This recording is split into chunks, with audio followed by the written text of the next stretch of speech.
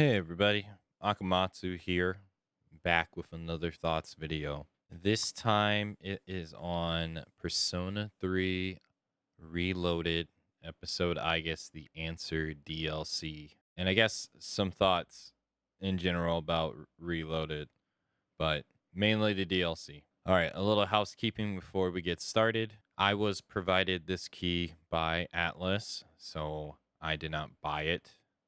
Supposed to disclose it to you, part of the Federal Trade Commission regulations. So there you go. They provided me the key. They own my soul. My opinions are not my own. They gave me a piece of paper to read out to you everything so that you go and buy the game.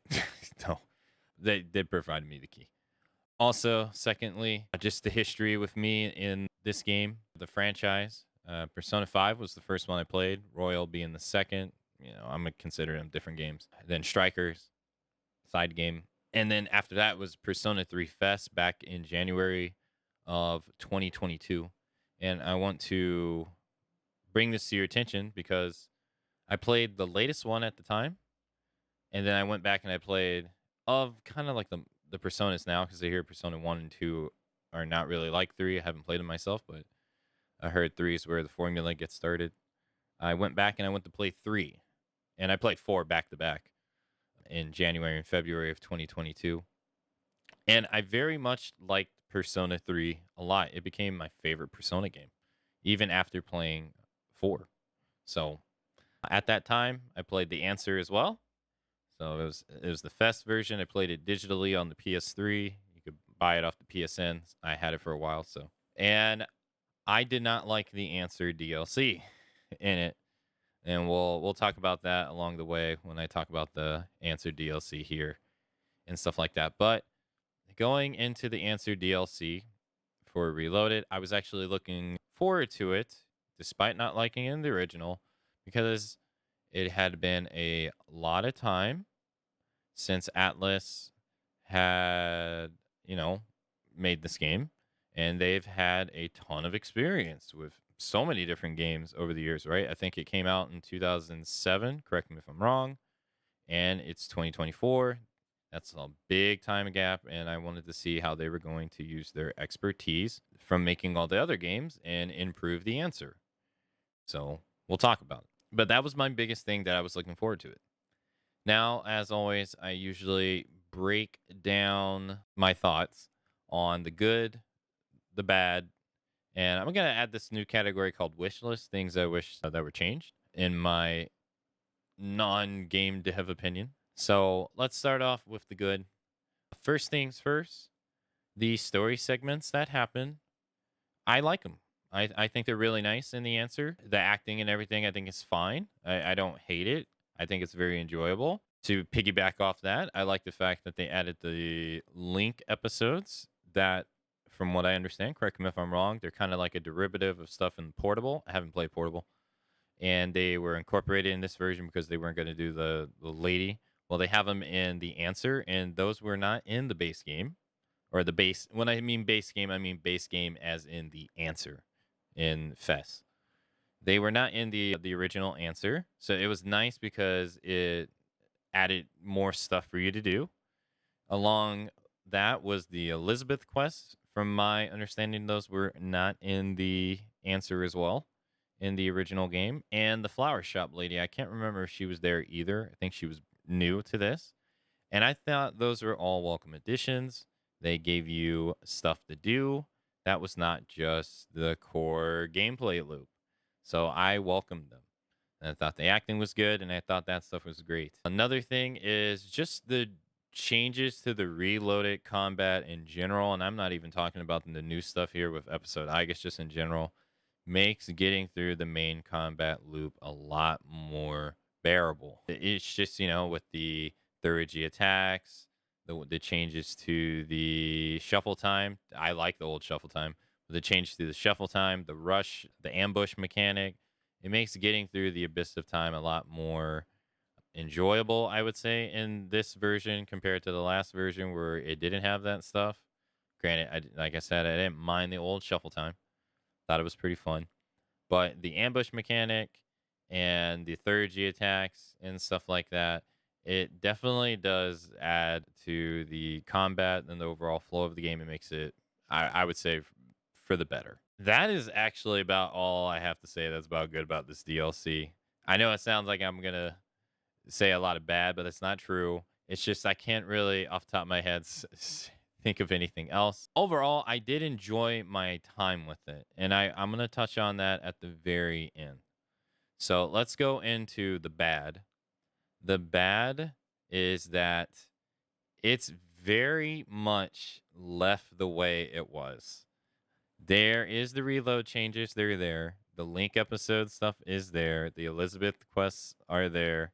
The flower shop stuff is there. There's different cutscenes that play and stuff tied to the reloaded mechanics and stuff like that, and they're all there. But it is still in its core 95% battles and 5% story. The structure of story to battles is just, in my opinion, it can be unbearable sometimes. And I don't feel like I am the only person that thinks this way. Also, I forgot to talk about this before I got started, but I guess this is a good spot to talk about it. I played Reloaded on Heartless, which I think is just a different name for Merciless. When I got done, I did 100% of the compendium. I did all Elizabeth's quests. I I did everything except the super boss. I got to the super boss and I couldn't figure out its mechanics. And I heard it's like incredibly convoluted.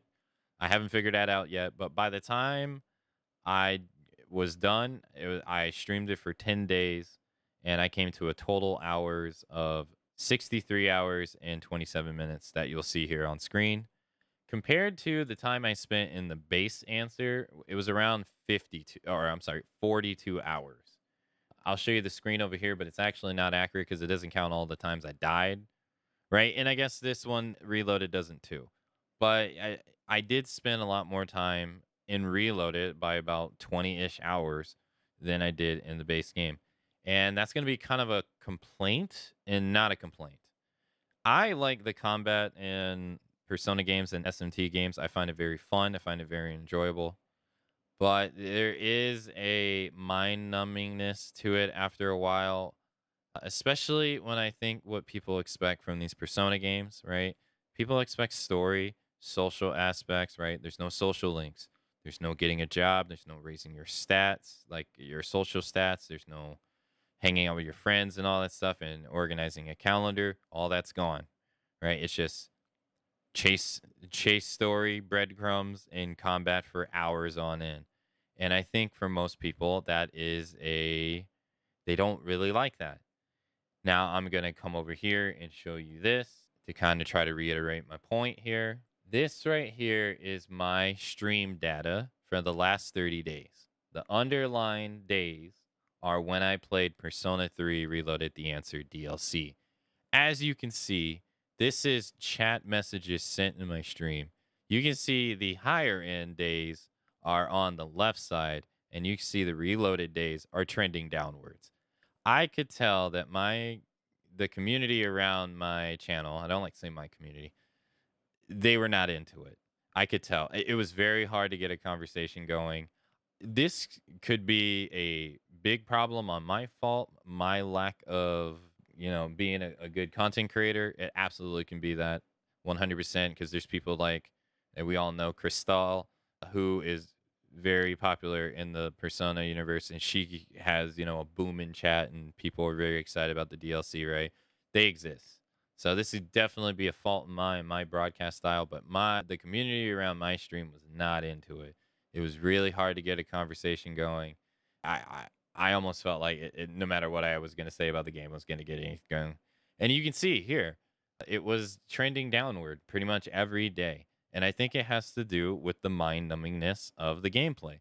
And if you even go over to the Steam reviews, which I know people meme, and if you go to the DLC here, let's highlight the expansion pass. It was mostly negative before that. It is still mostly negative. Now, people mainly it's not just the gameplay, but if you go down and you read some of the comments, you go here. if you go down and you read some of the comments here, it's just a chore, and the fact that I had to pay extra money for it is even worse, right? This is the very first one. I'm not saying you should take this as the gospel truth, but if we scroll down, you'll see some people saying the same thing. They'll say, you know, save yourself time and money by watching a very good story parts on YouTube or something so that you can avoid 30 hours of straight dungeon crawl. For me, it took me 60 hours. But this I've read this over a couple of days, Tartarus expansion. There's people that don't like this. There's people out there that are I think what it is when they think of Persona, they think of the social aspects and all that stuff. And I want to feel like this is more of a SMT style approach to a thing.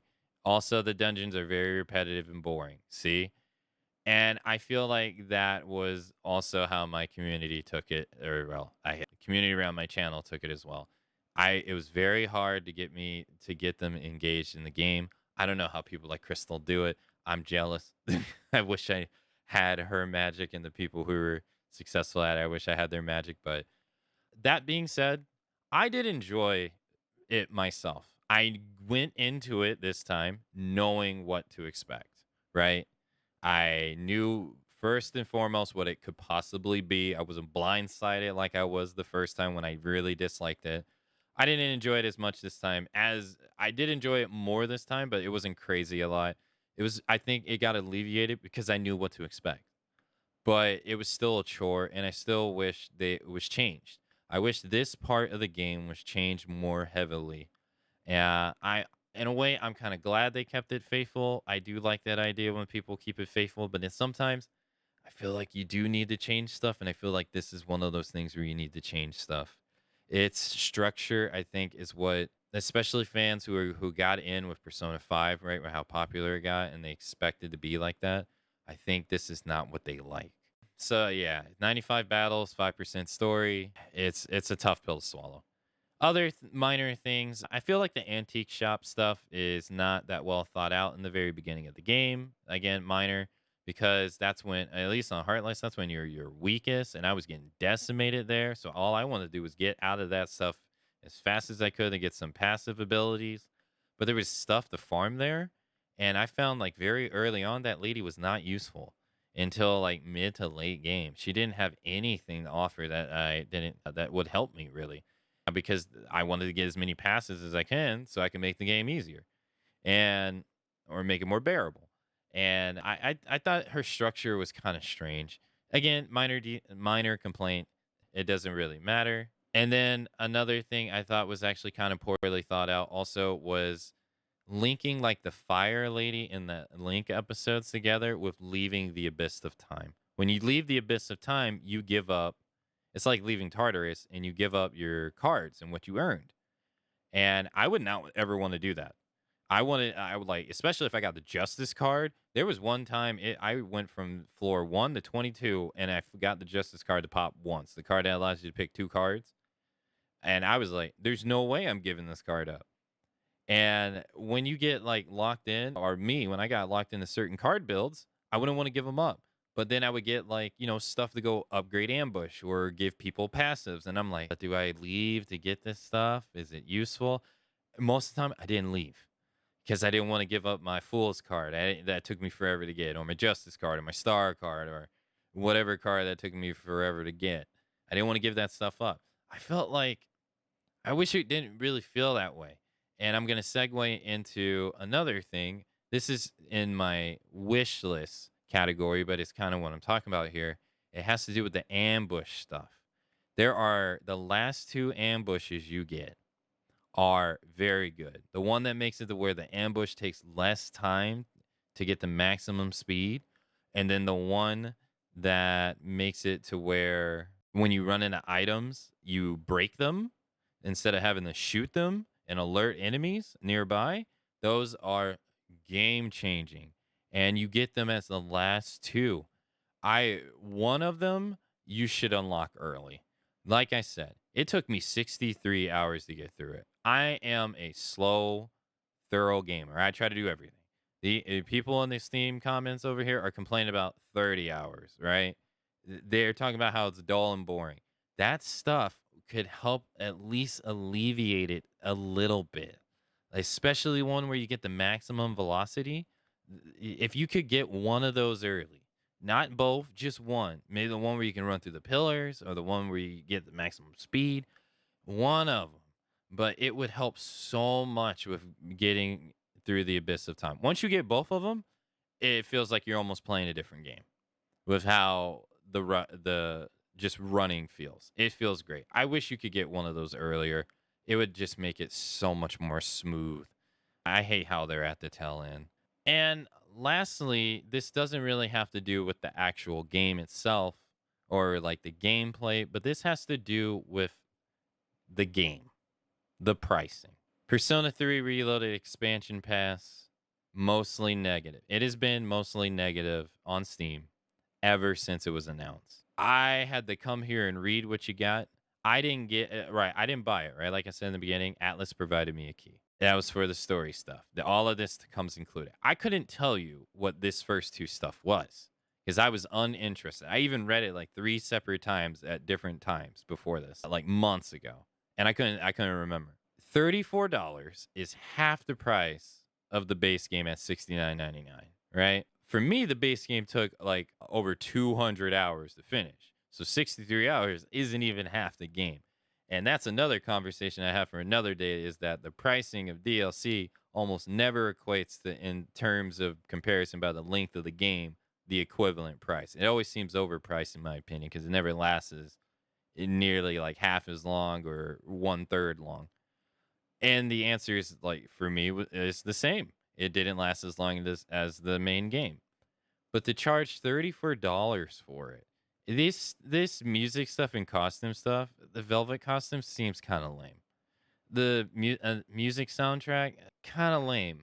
I enjoy that stuff, but to emphasize it like this, it's not good. But the biggest kick in the nuts the biggest kick in the nuts is the fact that you charge $99 for the premium edition and this expansion pass is not covered in it. That's ludicrous. I know there's going to be some people that are going to, not like what I have to say. We live in a structured business in the video game industry where it's common to have the base model, the digital deluxe like we see here, and a premium model. Ubisoft is notorious for this. But usually in the premium one, right, you get into the expansion pass. Like if I come over here to my wish list and I go over to where is it? Warhammer 2040K Space Marine, right? And I scroll down here, right? These are 3 different versions. If you get the gold version, you get the season's pass. The gold version is $89.99, right? This has become a common staple. So the fact that Persona is out here charging people $99 or Atlas is charging them $99.99 and you don't get it is crazy, dude. That sucks. And there's so many complaints about it and it's completely justified. It's also also, correct me if I'm wrong. I read an article that said that they didn't plan for this, or they didn't have it finish alongside the main game, so that's why they were charging separate. And I feel like that no one's gonna like that because you already did this once. You did it back when the game originally came out with the original version, and then you had the let's say upgraded version with Fest a year later, and it had the answer, right? I wasn't in the Persona. I didn't even know Persona exists back then. I don't know the pricing of that stuff. I don't know how it worked, but I'm assuming it's 2 different full price games. Correct me if I'm wrong, please.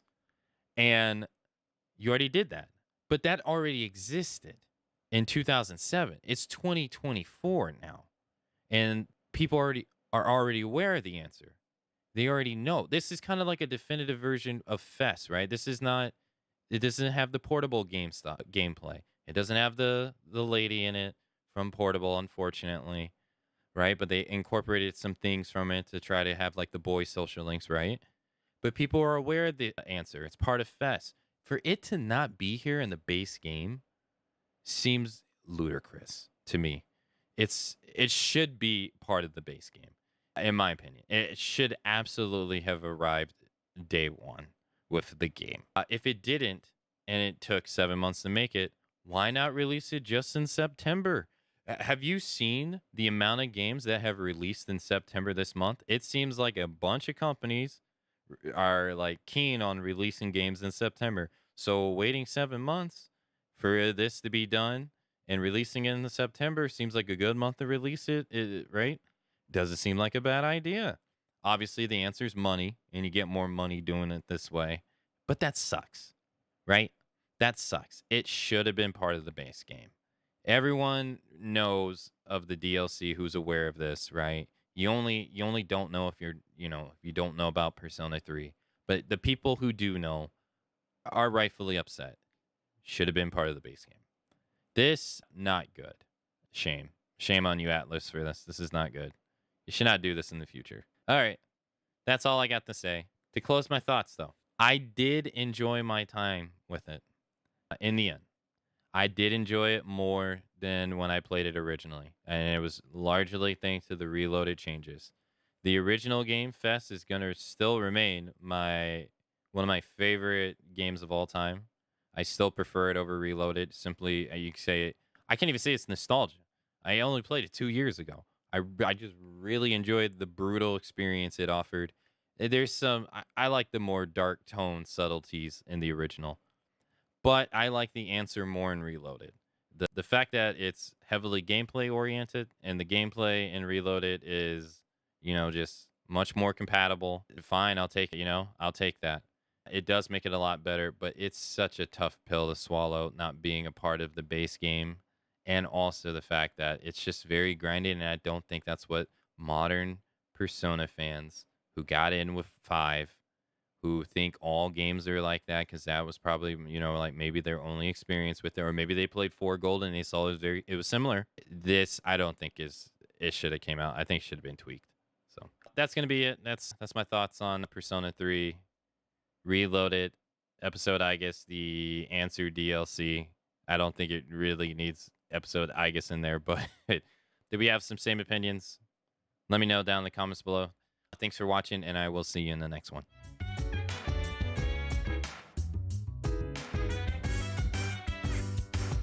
So dance while I put you in a trance.